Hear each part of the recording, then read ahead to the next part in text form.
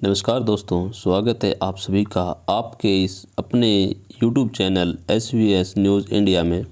आज मैं आपको पृथ्वी पर चारों युगों के बारे में जानकारी दूंगा। लिंग पुराण के अनुसार 4 युग सतयुग, त्रेता युग, द्वापर युग और कलयुग पृथ्वी पर मौजूद हैं। तो सर्वमान्य तथ्य के अनुसार पृथ्वी की उत्पत्ति लगभग 4.6 अरब वर्ष पूर्व हुई थी। पृथ्वी लगभग 0.6 अरब वर्ष तक एक गैसीय पिंड के रूप में थी, जिसके अंतर्गत विभिन्न प्रकार की भौतिक एवं रासायनिक प्रक्रियाएं संपादित हो रही थी। इसी के फलस्वरूप कालांतर में यह एक ठोस संरचना में परिवर्तित हो गई। 3.6 अरब वर्ष पूर्व प्रथम जीव का उद्भव हुआ। पृथ्वी पर आदिकाल से लेकर आज तक भौतिक, रासायनिक एवं जैविक घटनाएं सतत रूप से चल रही हैं। पृथ्वी की उत्पत्ति से लेकर वर्तमान तक के समय काल में 4 युगों को विभाजित किया गया है। वे युग सतयुग, त्रेता युग, द्वापर युग और कलयुग हैं। सतयुग की आयु 17,28,000 वर्ष हमारे लिंग पुराण में बताई गई है। त्रेता युग की आयु 12,96,000 वर्ष हमारे लिंग पुराण में वर्णित है। द्वापर युग की आयु 8,64,000 वर्ष बताई गई है। तो वहीं कलयुग की आयु 4,32,000 वर्ष बताई गई है। तो आज हम आपको इन वेदों के बारे में विस्तृत ज्ञान देंगे और युग के बारे में, युग का महत्व और युग की समय अवधि बतलाएंगे। तो हमारे साथ बने रहिए वीडियो में। दोस्तों, युग शब्द का अर्थ होता है एक निर्धारित संख्या के वर्षों की काल अवधि। जैसे मैंने आपको चारों युग बताए, सतयुग, त्रेता युग, द्वापर युग और कलयुग। युग वर्णन से तात्पर्य है इस युग में किस प्रकार से व्यक्ति का जीवन, आयु, ऊंचाई एवं होने वाले अवतारों के बारे में विस्तार से परिचय देना। प्रत्येक युग के वर्ष, प्रमाण और उनकी विस्तृत जानकारी इस प्रकार है, जो कि सतयुग में यह प्रथम युग कहा गया है। इस युग की विशेषताएं थी, इसका जो मुख्य तीर्थ स्थान था वो राजस्थान में जो पुष्कर जी है, आज जहाँ ब्रह्मा का मंदिर है वो था। और इस युग में बताया गया है कि पाप की मात्रा 0 विश्वा अर्थात 0 के बराबर थी। इस युग में पुण्य की मात्रा 20 विश्वा अर्थात 100% होती थी। इस युग में जो भगवान विष्णु के मुख्य अवतार हैं वो अवतार मत्स्य अवतार और कुर्म अवतार, यानी कि जो कुर्म हम बोल देते हैं आप कछुआ, वो कुर्म अवतार है। और वराह अवतार जो सूअर अवतार में माने गए हैं। और नरसिंह अवतार जो कि आदमी और सिंह के अवतार में है। ये सभी अमानवीय अवतार हुए हैं, यानी कि मनुष्य के अलावा ये जैविक अवतार है। ये दूसरे जीवों में जो जन्म लिया है वो भगवान विष्णु ने सतयुग में जन्म लिया था। इनके अवतार लेने का कारण था शंखासुर का वध, वेदों का उद्धार, पृथ्वी का भार हरण, हिरणाक्ष दैत्य का वध, हिरण्यकशिपु का वध और प्रहलाद को सुख देने के लिए। इस युग की अगर मुद्रा की बात करें तो इस युग की मुद्रा रत्न में है। इस युग के पात्र स्वर्ण के हैं।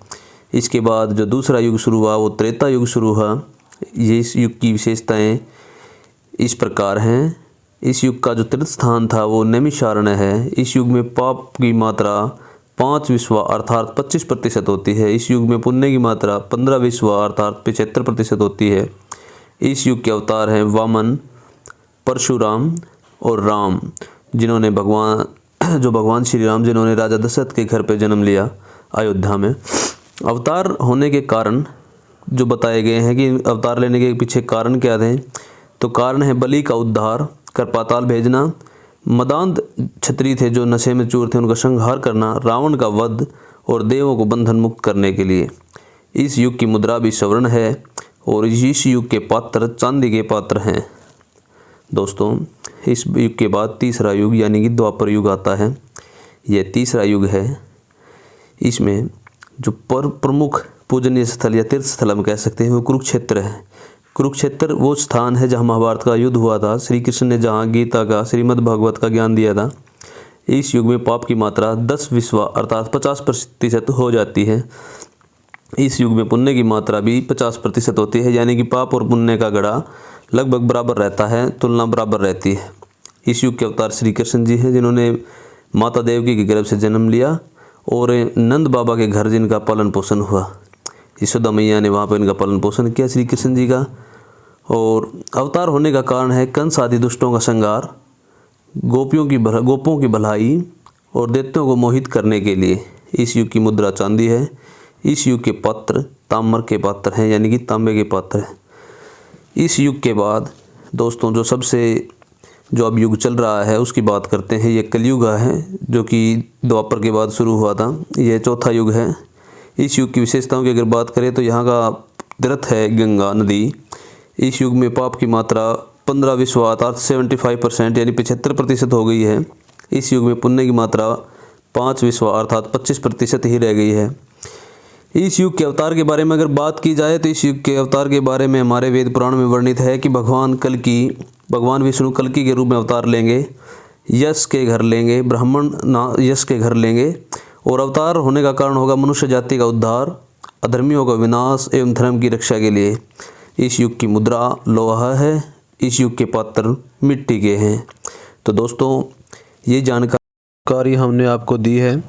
ऐसे ही धार्मिक जानकारियों के लिए हमारे चैनल को सब्सक्राइब ज़रूर कर लें, ताकि ऐसे ही अच्छे अच्छे वीडियो हम आपके लिए लेकर आते रहें।